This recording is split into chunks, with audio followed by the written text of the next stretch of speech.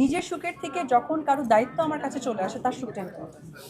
প্রথমেই বলবো যে মানুষ মারা গেছেন বা এটা আসলে তার জন্য আমি সবসময় দোয়া চাইবো যে আল্লাহ পাক সৃষ্টিকর্তা যেন অবশ্যই তাকে বিহিত নসিব করে, এই দুনিয়ার যত কিছু ভুল ত্রুটি আছে ওনার জন্য মাফ করে দেয়।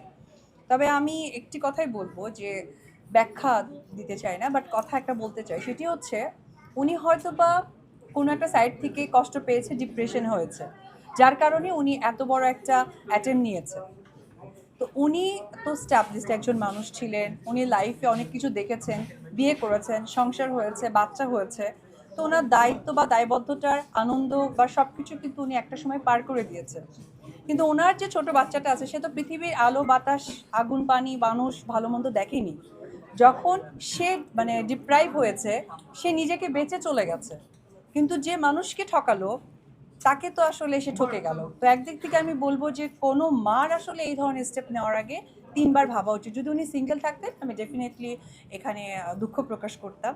যেহেতু উনি একজন মা, সুতরাং উনি কষ্ট পেয়ে উনি চলে গিয়ে ফ্রি হয়ে গেছেন, কিন্তু যাকে কষ্ট দিয়ে গেলেন এই দুঃখটা কার কাছে ভাগাভাগি করবে বা সেই মানুষটা কার কাছে সেই দুঃখ চাহিদাটা বলতে যাবে। তো আমি একটি কথাই বলতে চাই যে আসলে এটাও ভুয়া এখন তো দেখেন আমাকে নিয়ে তো ট্রোলের শেষ হয় না এবং আমি এটা এনজয় করি। যদিও অনেকেই বলে যে আমি সোশ্যাল মিডিয়াতে থাকি না, আবার সোশ্যাল মিডিয়াতে ভূতের মতো দেখি। তো আমার যেহেতু অনেক লোকজন রাখা আছে, টাকা দিয়ে রাখা হয়, সো আমার এমপ্লয়িরা থাকে, তো আমার এমপ্লয়ের কাজ আমাকে জানানো।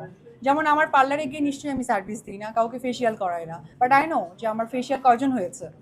তো এরকম অশিক্ষিতর মতো অনেকেই আসলে উত্তর দিয়ে বসে। তো ওই জায়গা থেকে আমি বলবো যে আমি সোশ্যাল মিডিয়াতে ওইভাবে দেখা হয় না, আমি বরাবরই বলে আসছি, এখনো বলছি।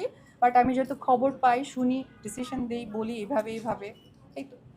মাত্র বললাম তো যে আমি কষ্ট পেয়ে নিজেকে ফ্রি করে দিলাম, কিন্তু আসলে যে মানুষটাকে এই দুনিয়াতে আসলে ওইভাবে দায়িত্ব পালন করতে পারলাম না, এইটাই।